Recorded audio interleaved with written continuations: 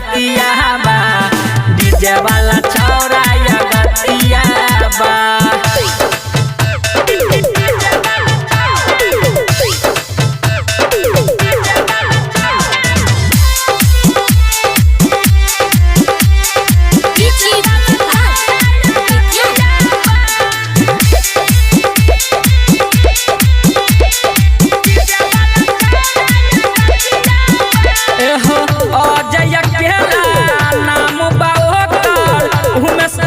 कहले बा प्रभु हमारा जिस साथ में होकर राजीव हमारा बतबले है बा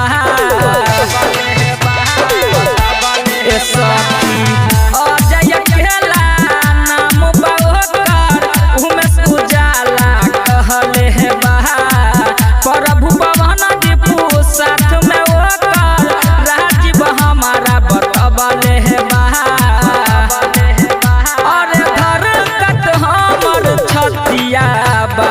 धरकत हमर छतिया बा डीजे वाला छौरा या गतिया बा डीजे वाला छौरा या गतिया बा फेमस सगरो बतिया बा डीजे वाला छौरा या गतिया बा डीजे वाला छौरा या गतिया बा खाली कनखिए मारता।